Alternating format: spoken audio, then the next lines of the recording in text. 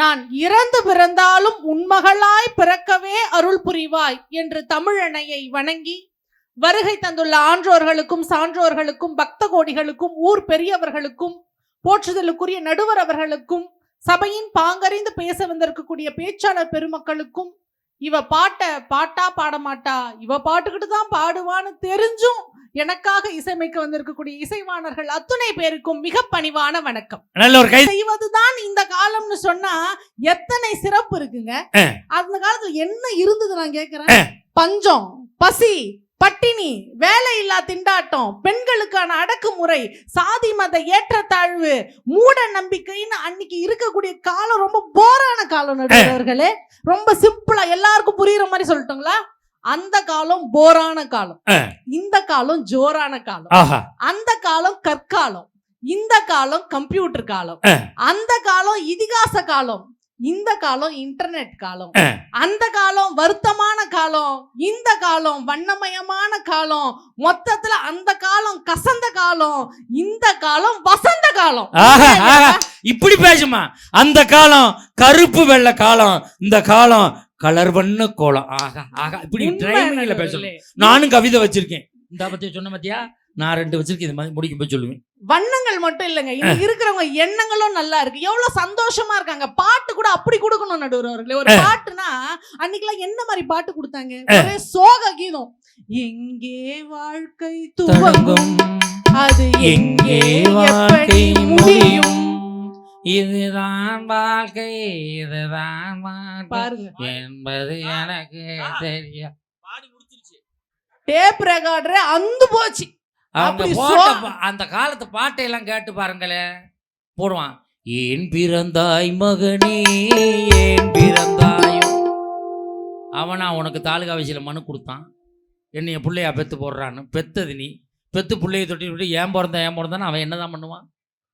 இன்னைக்கு இப்படியாங்க எவ்வளவு சந்தோஷமா பாட்டு கொடுக்கறான். வருத்தப்படாத வாலிபர் சங்கத்தை சார்ந்தவர்களா இருக்கிறாங்க. பாட்டு அவ்வளவு ஜோரா கொடுக்கறாங்க. ஜில்லாவோ திண்டுக்கல்லு, ஆமா நம்ம சின்னால பட்டி சொல்லு, திருத்துவார் பட்டி சிங்கம், அப்படி கொடுத்தாதாங்க பிள்ளைகள் அப்படி சந்தோஷமா இருப்பாங்க. இப்படி பிள்ளைகள் ஜாலியா தான் இருப்பாங்களா? பிரச்சனைனா வேலியாவும் இருப்பாங்க. நம்மளுடைய தமிழர் பண்பாடு ஜல்லிக்கட்டுக்கு போராடினது யாருங்க? இந்த காட்டு இளைஞர்கள் தானே. அந்த இளைஞர்கள்லாம் மெரினாவுல போராடும் பொழுது ஒரு அம்மா, ஒரு பேட்டியாளர் பேட்டி எடுக்கிறாங்க. அதுக்கு அந்த அம்மா சொல்றாங்க, எங்கள் கொம்பன்களை அடக்க எங்களுடைய இளைஞர்கள் இருக்கிறார்கள், எங்களுடைய இளைஞர்களை அடக்க எந்த கொம்பனாலும் முடியாதுன்னா அப்படிப்பட்ட வீரமான இளைஞர்கள் இந்த காலத்துல தானங்க இருக்காங்க. என்னங்க அந்த காலத்துல நீங்க வாழ்க்கை வாழ்ந்தீங்க? நம்ம ஏதாவது ஒண்ணு செஞ்சோம்னா இவன் தப்பா நினைச்சிருவானா, அவன் தப்பா நினைச்சிருவானா, இவனுக்காகவும் அவனுக்காகவும் எவனுக்காகவும் உங்க வாழ்க்கை வாழ்ந்தீங்க. இன்னைக்கு அப்படியாங்க? நான் தப்பு செஞ்சா மன்னிப்பு கேட்பேன், நீ தப்பா நினைப்பன்றதுக்காகலாம் என்னால மன்னிப்பு கேட்க முடியாதுன்னு ஒரு துணிச்சலான வாழ்க்கை இன்னைக்கு தானங்க நாங்க வாழ்க்கை. நான் கேக்குறேன், மஞ்சு அண்ணன் வந்த உடனே எங்களை பார்த்து பைத்தியம் 3 பேர் எங்க இருந்து கூட்டிட்டு வந்தீங்க அப்படின்னு எங்களை முகத்தால் அடிச்ச மாதிரி பேசுறாரு. இன்னைக்கு இருக்கிறவங்க நாங்க அப்படி அங்க பேசுவோம், அப்படி இல்ல பெரியவங்களை நாங்க பேச மாட்டோங்க. எப்படி பேசுவீங்க? அவர் பாவம் லூசு, அவர் என்ன வேணா பேசுவாரு, நம்ம ஏதாவது சொல்ல முடியும். ஆனா மஞ்சுநானுக்கு சரியான பதில் கொடுத்தீங்க. அவர் எது வேணாலும் பேசுவாரு, நான் அதுக்கெல்லாம் பதில் சொல்ல முடியுமா? என்ன நடுவர்களே, அதே மாதிரி அன்னைக்கெல்லாம் நீங்க மஞ்சள் பூசிட்டு வந்து பாருங்க எவ்வளவு இருப்பீங்க. அந்த சக்தி மாரியம்மனே நேர்ல வந்த மாதிரி வந்தோடனே நீங்க சக்தி மாரியம்மனை பாத்தீங்களா? அம்மனுக்கான மேக்கப்ப பாத்தீங்களா? அம்மனே 550 100 ட்ரெண்டிங்கா மேக்கப்ல இருக்கிறாங்க. அதான் உண்மை. அம்மனே அப்டேட் ஆயிட்டாங்கன்னும் போது நம்மலாம் எவ்வளவு தர நடுவரா? அங்க போய் அம்மனை பார்த்தா தானே தெரியுது. 550 ரூபா நோட்டு, இடையில ஒரு 10 ரூபா நோட்டு, பின்னாடி 200 ரூபா ரோட்டு, அம்மனுக்கு பின்னாடி கட்டு கட்டா பணம். நீங்க சொல்றது சரிமா? அம்மனே இந்த ட்ரெண்டிங்க்கு மாறிட்டாங்க, நீ மாறுறதுக்கு என்ன விதின்னு கேக்குறேன். நேத்து மீசை வச்சிருந்தா இன்னைக்கு எடுத்துட்டு வந்திருக்கேன் இங்க ஈவென்ட்ஸ். நான் பொதுவாவே மேக்கப் போடாம ரொம்ப அழகா தான் இருப்பேன் நடுவர்களே, உங்களுக்கு தெரியாது. இப்ப கூட நான் மேக்கப்பே போடல. ஒரு நாள் நைட்டு ஷூட்டிங் முடிச்சிட்டு வந்த பிறகு மேக்கப்லாம் கலைச்சிட்டேன். என்னன்னு தெரியல, திடீர்னு பார்த்தா போன் லாக் ஆயிடுச்சு. சரின்னு சொல்லிட்டு ராத்திரி எழுந்து மேக்கப் போட்டுட்டு இருந்தேன் நடுவர்களே. ஏன் மேக்கப் போடுறீங்க நைட்டு? என் வீட்டுக்காரரு அந்நேரத்துக்கு இதே மாதிரி தான், அவருக்கு டவுட். எழுந்து பதறி போயிட்டார். ஏண்டி ஷூட்டிங் போறப்பதான் மேக்கப் போடுற, நடு ராத்திரி எழுந்து எதுக்குடி மேக்கப் போடுறேன்னு நான் சொன்னேன். ஐயோ டென்ஷன் பண்ணாத, போன்ல வந்து ஃபேஸ் லாக் வச்சிருக்கிறேன், சாதாரண மூஞ்சி போனுக்கு அடையாளம் தெரியல, அதனாலதான் மேக்கப் போடுறேன்னு நடுவில். என்ன தேவையா உனக்கு? ஆனா அதுக்கு அவரு ஒரு பதில் சொன்னாரு. என்ன சொன்னாரு? சாதா மூஞ்சி போனுக்கே பிடிக்கலையேடி, எனக்கு எப்படி பிடிக்கும்ன்றாருங்க. அவர் நல்ல மனுஷங்க, அருமையான மனுஷங்க. அவர் போன் நம்பர் தான் கொடுங்க மேடம், வாழ்த்து சொல்றோம் நாங்க சங்கத்துல இருந்து. அப்படிலாம் இருந்தாலும் கணவன் மனைவி இன்னைக்கு அப்படி சந்தோஷமா வாழ்க்கை வாழணுமா இல்லையாங்க? உடை கலாச்சாரத்தை பத்தி நீங்களும் சரி அவரும் சரி மாறி மாறி இன்னைக்கு இருக்கிறவங்கள குறை சொல்றீங்களே. லெகின்ஸ் என்ன மாதிரி உடைங்க அது? அற்புதமான உடை, பண்பாட்டுக்கும் கலாச்சாரத்துக்கும் உகந்த உடை நடுவர்களே. மேடம், அந்த லெகின்ஸை தச்சிட்டு போடுவாங்களா இல்ல போட்டுட்டு தப்பாங்களா? தச்சிட்டு. இந்த குழப்பம் ரொம்ப நாவே இருக்குன்னு சொல்லி அபு கேட்கிறேன் மேடம். அப்படி நினைக்காதீங்க நடுவர்களே, உங்களுக்கு உங்களுடைய ஆங்கில புலமை எங்களுக்கு தெரியும். லெக்னா என்ன? என்ன லெக்னா என்ன? லெக்னா காலு, இன்னுனா என்ன? உள்ள. எப்பொழுதும் ஒரு பெண்ணுடைய கால் என்பது ஒரு கோட்டுக்குள்ளே இருக்க வேண்டும் என்ற பண்பாட்டை சொல்லி கொடுத்த உடை லெகின்ஸுங்க. தெய்வமே, இத்தனை வருஷமா நீங்க எங்க இருந்தீங்க? லெகின்ஸுக்கு இப்படி ஒரு விளக்கம் சொன்ன ஒரே ஆள் நீங்க தான்.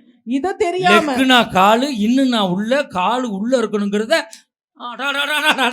கிழிச்ச கோட்டை தாண்டக்கூடாதுங்கிறத அவ்வளவு அழகா சொல்லிக்க. ஒரு கைதட்டல் கொடுங்க பாங்க.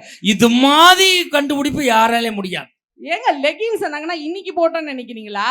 அந்த ஒரு படத்துல மோகினி அடுப்புக்குள்ள கால் விட்டுட்டு எரி வைப்பாங்க பாருங்க, அதுல அவங்க போட்டுட்டு இருந்த உடைங்க லெகின்ஸ். அதை நாங்க பின்பற்றோம். இல்ல மேடம், நீங்க போய் சொல்றீங்க. என்ன லெகின்ஸ் முத ஆம்பளையால தான் போட்டுருந்தாங்க தெரியுமா? அப்படிங்களா? நீங்க பழைய படம் பாத்திருக்கீங்களா? என்ன பண்ணுவாங்க? எம்ஜிஆர் நம்பியாரம் பேண்ட் போட்டிருப்பாங்கல்ல, பாத்திருக்கீங்களா? அதுக்கு மேல ஒரு பாவாடை கட்டியிருப்பாங்க. ரெண்டுமே இந்த லெகின்ஸ் தான். அன்னைக்கு வால் சட்டை போடுறதுக்கு கூட நீங்க எங்கள்ட்ட இருந்து மாத்திக்கிட்டீங்கிறத மஞ்சள் நான் சொல்றான். அப்ப அதை சொல்லி கொடுத்தது யாரு? அந்த காலம். அப்ப கெடுத்தது யாரு? அந்த காலம். அப்ப நீங்களே தீர்ப்பு சொல்றது யாரு? அனுபவிக்கிறது யாரு? நீங்க.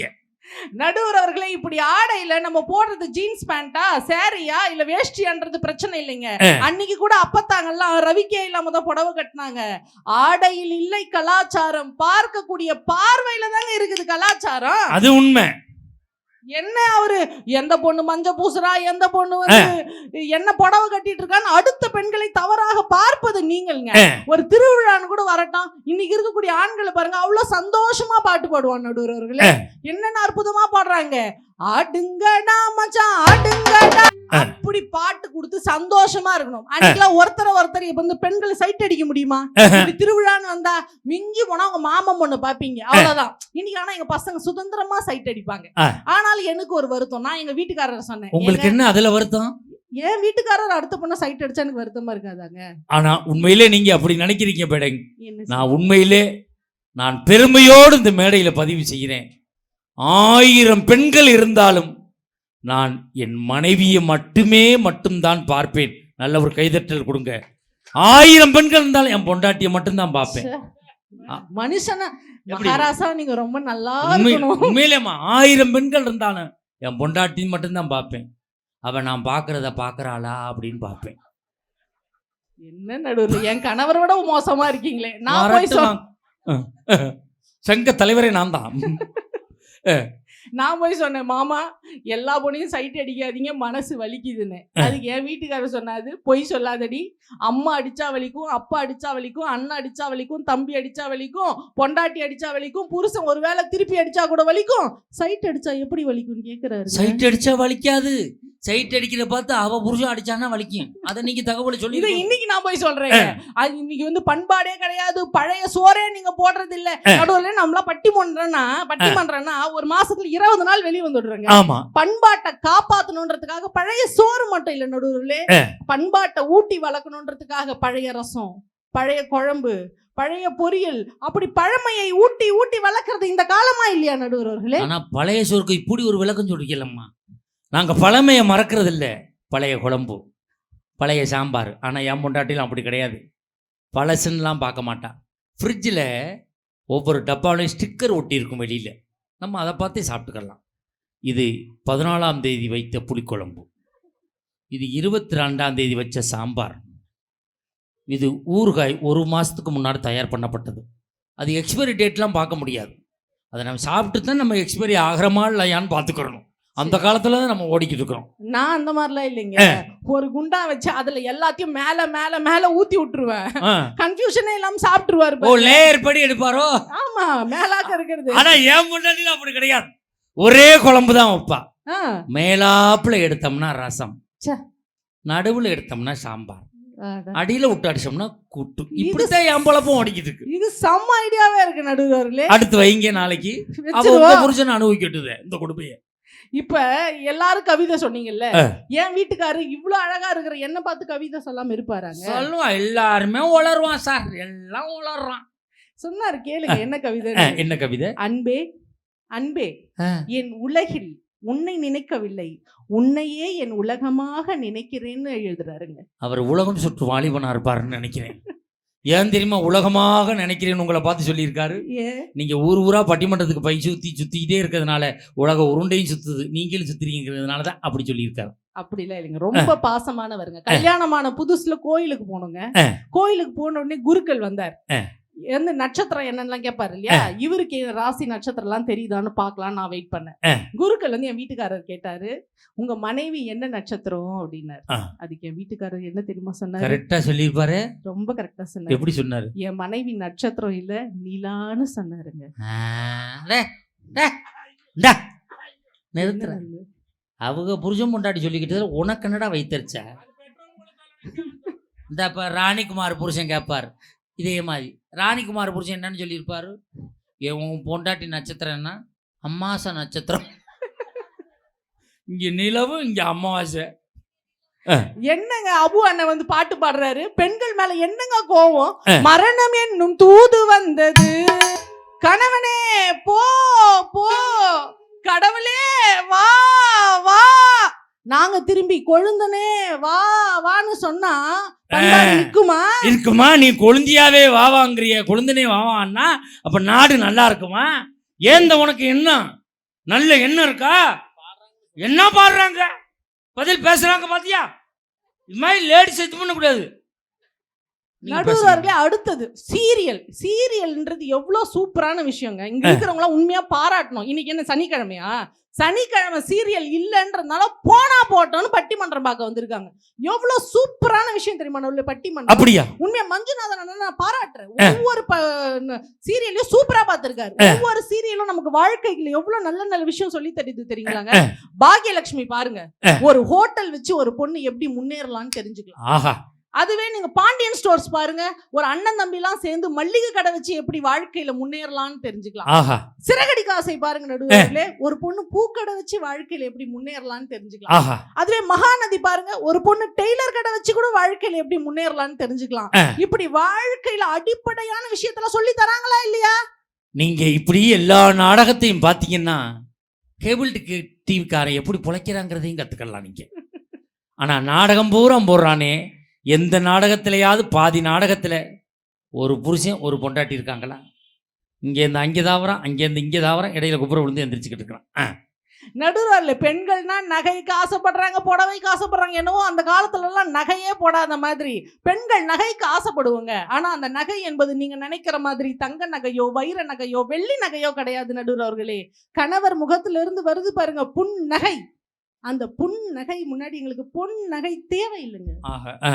அப்படி இன்னைக்கு இருக்கிறவங்க காலத்துக்கு ஏத்த மாதிரி எவ்வளவோ விஷயங்கள் மாறிட்டே போயிருக்கு நடுவர்களே. இறுதியாக 2 செய்தி சொல்லி நான் நிறைவு செய்யறேன். அப்படி சொல்லுங்கம்மா. ஐயா, ஒரு காலத்துல பெண் பிறந்தாலே பாவம்னு நினைச்சு கள்ளிப்பால் ஊத்தி கொண்டாங்க. ஆனா இன்னைக்கு நிலைமையை யோசிச்சு பாருங்க. அழகா சொல்லுவாங்க, ஆண் பிறந்தால் அள்ளி கொடுக்கிறார்கள், ஏனோ பெண் பிறந்தால் கள்ளிப்பால் கொடுக்கிறார்கள் ஒரு காலத்துல இருந்ததுங்க. ஆனா இன்னைக்கு பெண் பிள்ளை பிறந்தால் டாட்ஸ் லிட்டில் பிரின்சஸ்களாக இளவரசியா வளம் வராங்களா இல்லையாங்க? எங்க ஊர் பக்கத்துல திருத்தணின்ற ஊர் பக்கத்துல நாராயணபுரம்ன்ற கிராமத்துல பெண் பிள்ளைகள் தொடர்ச்சியா பிறந்தா அந்த பொண்ணுக்கு வந்து வேண்டாம் அப்படின்னு பேர் வைப்பாங்க. வேண்டாம், பொண்ணு பேரே வேண்டாம், பொண்ணு பேரே வேணாம். ஒரு குடும்பத்துல தொடர்ச்சியா 3 பெண் பிள்ளைகள் பிறந்தாங்கன்னா 3வது பொண்ணுக்கு வேண்டாம் அப்படின்னு பேர் வைப்பாங்களாம். அப்படி ஒரு பொண்ணுக்கு வேண்டாம்னு பேர் வச்சிருக்காங்க. அந்த பொண்ணு குடும்ப கஷ்டத்தை புரிஞ்சு படிச்சு ஜப்பான் நிறுவனத்தால தேர்ந்தெடுக்கப்பட்டு ஒரு வருஷத்துக்கு 21 லட்சம் ரூபாய் சம்பளத்துக்கு தேர்ந்தெடுக்கப்பட்டிருக்கு. அந்த காலத்துல எந்த பொண்ணை நீங்கள் வேண்டாம் என்று சொன்னீர்களோ அதே பெண்ணை தான் இந்த காலத்தில் வேண்டும் என்று இந்த உலகமே அங்கீகாரம் கொடுத்திருக்குன்னு சொன்னா அது இந்த காலத்தினுடைய சாதனைங்க. ஐயா, இரு நாட்டுக்கு நடுவுல எவ்வளவு பெரிய பிரச்சனை போயிட்டு இருக்கு, போர் நடந்துட்டு இருக்கு நமக்கு தெரியுங்க. அப்ப கூட இந்த குடும்பத்திற்காக ஒவ்வொரு பெண்ணும் ராணுவத்துல இருக்கக்கூடிய கணவருக்காக எப்படி தெரியுங்களா பதிபக்தியோட இருக்கிறா. புல்வாமா தாக்குதல்ல நம்மளுடைய மேஜர் விபூதி சங்கர் அவர்கள் இறந்துடுவார். அவருக்கு திருமணமாகி 6 மாதம் தாங்க ஆயிருக்கும். அவருடைய மனைவி நிகிதா அவர்கள் அவர் இறந்துட்டார் அப்படின்னு உடனே, அவர் புல்வாமா தாக்குதல்ல இறந்துட்டாருன்னு உடனே அவங்க வேறு திருமணம் பண்ணிக்க மாட்டாங்க. ஐயோ வாழ்க்கையே முடிஞ்சு போயிடுச்சுன்னு மூளையில முடஞ்சு உக்காஞ்சிட மாட்டாங்க. தான் கணவர் பணியாற்றிய அதே ராணுவத்தில் இந்த பெண்ணும் ராணுவத்தில் சேர்ந்தாள் என்று சொன்னா எப்பேற்பட்ட விஷயங்க. நிருபர் போய் கேட்கறாங்களாம், ஏமா கல்யாணமாகி 6 மாசம் தான் ஆகுது, உங்களுக்கு ஒரு குழந்தை கூட இல்ல, எப்படிங்க உங்களுக்கு இந்த வேலைக்கு வரணும்னு தோணுச்சு அப்படின்னும் பொழுது நிகிதா சொன்னாங்களாம், நான் என் கணவருடைய குழந்தையை என் வயிற்றில் சுமக்கவில்லை என்றாலும் அவர் நேசித்த இந்தியாவை நான் என் மனதில் சுமக்கிறேன்னு சொன்னாங்க. சிறப்பான செய்தி, நல்ல உண்மையான பக்தி, அதுதான் குடும்பத்தினுடைய நேசம்.